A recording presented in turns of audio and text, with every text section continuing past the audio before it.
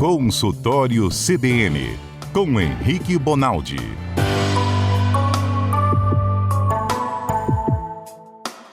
Hoje é dia do médico Henrique Bonaldi participar conosco na Rádio CBN. Tudo bem, doutor Henrique?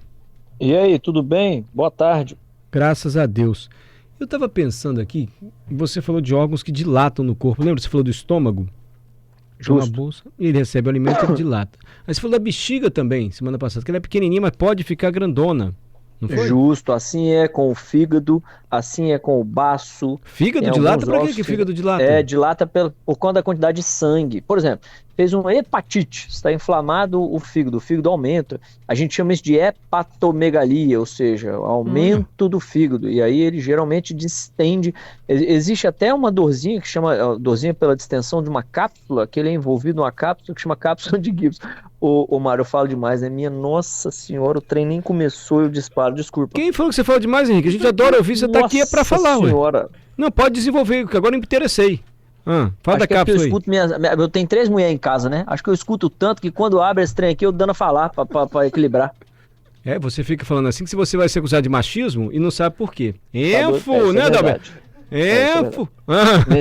Nesse mundo de hoje em dia. Ainda bem, né? Não, mas eu tô brincando, a gente sabe que você tá falando com carinho, não tem nada a ver isso. Mas tem um negócio da cápsula aí, não parou por quê? Só porque a pergunta nem era essa, mas só tô explicando não porque o fígado também tem essa capacidade. Aí ele distende uma cápsulazinha e faz às vezes até dor. Chama hepatomegalia dolorosa. E aí isso acende, opa, tal doença faz isso, sabe assim? A medicina é esse jogo, né? Você achou um trem, você fala, opa, isso está presente em tais doenças. Aí você lembra das doenças na sua cabeça e vai procurando as outras alterações que essas doenças que estão na sua cabeça têm. Aí você acha mais uma, aí você já elimina mais 3 doenças. Aí você acha mais uma alteração, elimina mais 4. Aí daqui a pouco você tem um diagnóstico. Perfeito. Não, mas a minha dúvida era sobre um outro órgão que não dilata assim de repente. E eu também não sei se ele dilata, mas eu acho que ele vai dilatando aos poucos, que é o útero da mulher. Exato, muito legal. Eu tenho muito. Como é que funciona? O útero fica onde? Na mulher, toda mulher já nasce com ele e ele. Enfim, doutor, me dá uma aulinha aí de útero. O útero é o seguinte, útero é a porção final da vagina. Sabe que vagina, a gente chama, nós leigos chamamos vagina o que a gente vê pelo lado de fora, não é? Vagina é o que a gente vê pelo lado de dentro. Vagina é o orifício que Deus, Buda lá, quem é que acredita em quem aí, criou para penetração. Para aquele momento da cópula, do coito, a vagina faz o efeito de receber o órgão masculino, certo? Sim. Então vagina é a parte de dentro, não é a parte de fora. Até aí novidade nenhuma, assim, pra gente. Isso. Até lá no final da vagina, para dentro da mulher, para fora chama vulva, que é o que a gente leigo chama do lado de fora de vagina, aquilo chama vulva. E lá no final da vagina, ela se conecta ao útero, porque é lá que as coisas acontecem. É para lá que o espermatozoide vai e é lá que ele se encontra com o óvulo, que está ao lado do útero, dentro do ovário, esperando aquele ciclo da menstruação da mulher ter um pico de hormônio para que ele seja liberado. Então, nada acontece nem na vagina, nem no pênis, nem no ovário. Acontece tudo dentro do útero. A fecundação acontece dentro do útero, que é um órgão mais ou menos do tamanho de uma mão cerrada. A mão fechada. Um pouco menor, isso, de um punho cerrado, uma mão fechada, um pouco menor talvez, e que ele é muscular, ele é um órgão muscular. Por que ele tem que ser muscular? Porque lá, depois de 9 meses da criança lá dentro, ele precisa ter a capacidade de expulsar aquela criança. Então ele não pode ser do mesmo tecido que o estômago, não pode ser do mesmo tecido, ele tem que ser forte, ele é um músculo bruto. Não, sim. Ele é forte. Não interessa, mas mal comparando ou bem comparando. Ele é oco por dentro, igual a bexiga que recebe a urina e vai inchando? Exato. Ele é oco por dentro, mas quando a gente fala assim, Mário, as pessoas têm a impressão de que agora que eu tô sem vontade de fazer xixi, minha bexiga tá cheia de ar. Não tá. Ela vai se encolhendo, isso acontece com as veias, com o intestino, acontece com o estômago e também com o útero. Como não tem nada lá dentro, as paredes elas se colam. É como se você tivesse uma sala de televisão que quando você saísse dela, a parede de um lado da TV se encontrasse com a parede do sofá. Fecha aquela sala. É aquilo que acontece nos órgãos ocos dentro do nosso organismo. Eles não ficam cheios de ar, vazios lá dentro, não. Eles se encontram e eles se contraem todos. Então esse útero, Mário, que hoje na mulher sem gravidez está do tamanho do punho dela mais ou menos, ele fica mais ou menos do tamanho de uma bexiga que vocês veem aí, no mais alto poder de estendimento dessa bexiga. Ele fica enorme, ele cabe uma criança de 4 quilos mais 1.000 ml de líquido amniótico, mais uma placenta lá dentro. Você pode imaginar? Nós estamos falando de 6 garrafas PET junto. Que é mais ou menos isso. Por isso que a mulher fica com aquele barrigão. Então é o útero que dilata. 6 garrafas PET. Não, 6 garrafas. Calma, Mário, desculpa te interromper. 6 garrafas PET é uma mentira descabida minha, né? Que daria 12 litros. Para com isso. Eu tô pensando uma criança elefante que vai nascer com 6 garrafas PET. 6 garrafas PET, nem aquela mulher de Varginha lá, que estava grávida. Não lembro dessa mulher, não. Mas enfim, então quando a mulher fica com a barriguda grávida, é o útero dela que dilatou daquele jeito. Exatamente, é onde, depois que acontece a fecundação, que o espermatozoide encosta no óvulo, ele vai se replicando as células até um momento que não só se replicam, como elas se diferenciam. A gente chama isso, tem várias fases, a morular, depois a blastos, depois isso vai se diferenciando até o momento em que eu tenho braço, perna, coração. Por isso que existe uma discussão imensa aí, que é ética, religiosa, matemática, astrofísica, de quando é que eu considero que tem vida lá dentro. E aí os mais filosóficos, os mais religiosos acham que desde o início, os mais científicos, os mais menos religiosos acham que é a partir de certa data, porque naquela evolução, depois de X semanas, tem um coração batendo, tem uma criança sentindo dor já, e opa, essa hora tem vida. Então, essa é uma discussão grande, e até se você não for um cara muito doido, é uma discussão interessantíssima, você entender os dois lados. Agora, doutor, o sangue que a mulher elimina na menstruação sai de dentro do útero? Exatamente. O que é isso? Ó, o útero por fora, ele é como se fosse uma sacola plástica de supermercado, para proteger a musculatura do que está ali por dentro. Só que a parte muscular, ela só está entre essa face do lado de fora, que é um plástico, que é como se fosse uma sacola plástica, e a parte de dentro que eles chamam de endométrio. O que é um endométrio? O endométrio é um tecido cheinho de vaso, louco para conseguir, é como se fosse um colchão muito do gostoso, cheinho de vaso sanguíneo, louco para receber essa nova célula formada entre o espermatozoide e o óvulo, para que ali ela não só deite e seja protegida, como seja nutrida. Só que uma vez por mês, quando você não coloca lá dentro um óvulo, a mulher não fica com aquilo lá dentro. Ela contrai o útero, por isso que cólica menstrual chama cólica, porque é o útero contraindo para descolar essa parte de dentro e ela cair. É mais ou menos, não sei se é um paralelo muito ruim que eu vou fazer, mas acho que vai dar para entender. Quando a gente vai nessas pracinhas vendendo pedra preciosa, de vez em quando tem uma pedra que o cara cortou no meio, por fora ela é toda lisinha, verde, e por dentro ela é toda espinhosinha verde. Já viu isso? Sim. Tem verde, tem cor de laranja, tem cor de uva.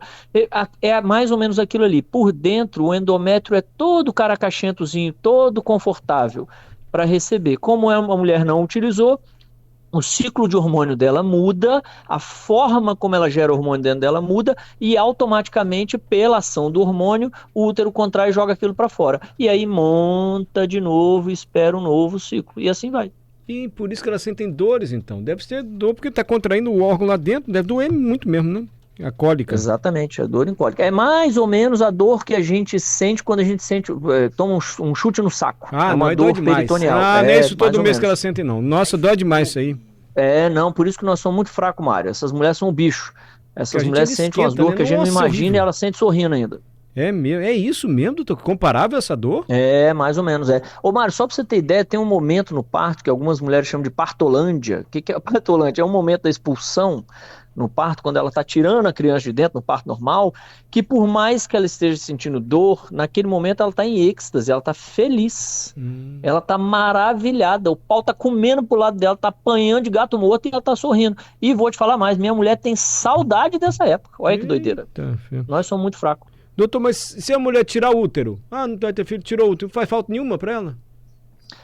Né, não faz falta mais ou menos, né? O útero, ele é um órgão receptivo só, e ele é um órgão que sofre a ação do hormônio para se preparar para. Como o útero não gera o hormônio, como o útero não tem outra função que não recepcionar a célula da fecundação, o que vai te acontecer é que você não pode ter filho mais. Mas é um grande problema para a mulher? Não. Então, mulheres que têm miomas, e o que é mioma? Mioma nada mais é do que um tumor benigno, que não é maligno, é como se fosse um enovelado de músculo, como se você pegasse o garfo e rodasse no macarrão. O macarrão tá todo bonitinho. Quando você pega o garfo e roda no macarrão, o macarrão que você rodou, ele destoa do prato. Você vê que a fibra dele está rodadinho em torno do seu garfo. É exatamente a mesma coisa dentro da parede do útero. Dentro da parede do útero. Sem querer, porque Esse macarrão, hein? Dá vergonha, não tem nada a ver, né, Mário? Mas é o jeito que eu tenho de explicar.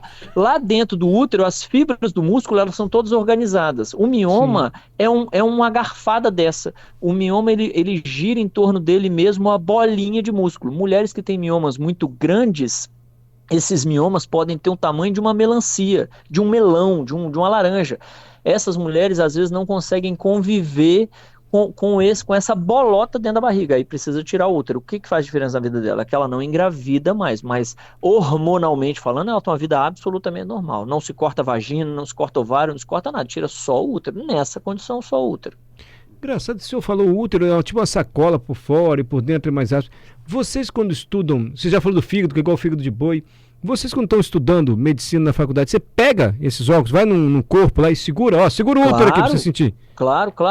A primeira aula de anatomia, Mário, ela é uma aula sobre ética, em que o professor de anatomia, ele te lembra que você vai encostar em alguém que há pouco tempo estava vivo e que está fazendo um serviço à humanidade. Isso é um dos primeiros grandes impactos que você tem em relação a essa relação corporal, que a gente põe a mão nos outros, né?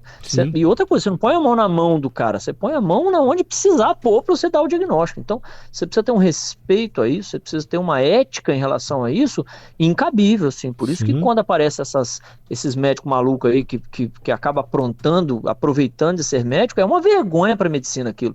O que a gente aprende desde o primeiro período, já na aula de anatomia, que você precisa respeitar. Você pega meninos de 18 anos de idade, na flor da idade, com a testosterona lá em cima, dentro do anatômico, eles têm que estar quietos. Dentro do anatômico não se brinca, dentro do anatômico não se escuta música, dentro do anatômico não se veste qualquer roupa. É o lugar onde examina o corpo? Exato, é onde a gente estuda os cadáveres, né? Então você aprende a diferenciar o momento profissional do momento não profissional já com 17, 18 anos de idade para quem está na faculdade. E o menino que não aprendeu, ele está na profissão errada, ele tem que sair, vai embora. Inclusive. Mas se você pega em todos, segura aqui o útero, vê o tamanho dele. Isso, em tudo que você pode imaginar, desde o cadáver inteiro, sem dissecar, em alguns indivíduos aprendem a dissecar e você ir tirando essas partes. Eu vou tirar a pele, aí você tem um jeito de tirar a pele para não danificar ela, para que alguém possa estudar ela depois. Sim. Isso chama de dissecar, você vai tirando as partes do corpo deste cadáver. Então você está em contato com o cadáver a todo tempo por 2 anos de faculdade. Não, olha isso. O primeiro contato deve ser um dos momentos mais marcantes da faculdade de medicina, né, doutor? Ali a pessoa, se não fosse médica, resolve na hora, né?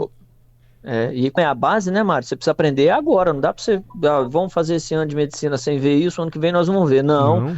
O menino entra, 3 dias depois ele tá lá dentro. Olha isso, gente, sabia que era assim logo de cara, Dabel? Não fazia ideia. Achei que ensinava o que é o estetoscópio, o que é... Não, já vai... Mas tem que ser, gente, porque é o corpo humano, né? É o seu objeto, né, doutor, de trabalho, de estudo. E parece literalmente um funcionamento de uma máquina, né? Assim, perfeita, a máquina perfeita é o corpo humano. É perfeita, Mário. É maravilhoso. Por isso que eu adoro medicina, mas o... Mário, já falei, dá tempo ainda, tá? Dá mais não. Dá tempo. Doutor, agora eu fiquei de conversa fiada aqui, chegou um monte de perguntas, vou deixar pra semana que vem, pode ser?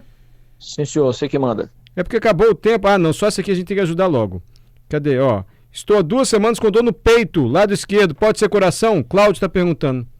Cláudio, claro que pode, dor no peito do lado esquerdo, claro que pode. Dor no peito a gente já falou aqui várias vezes, né, Mário? A gente não fica sentindo em casa, a gente sente lá dentro do pronto-socorro.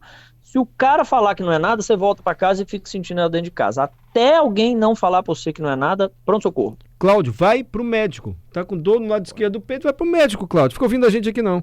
Tá bom, doutor Henrique, semana que vem então eu vou responder a pergunta da Débora, vou responder do Alex, da Laura, desculpa, gente, do Gledson, do Marcelinho, da Elaine, porque chegaram depois. Vamos guardar tudo, semana que vem o doutor Henrique explica pra gente. Pode ser, doutor? Tamo junto, gente. Boa semana pra todo mundo, viu? Um abraço.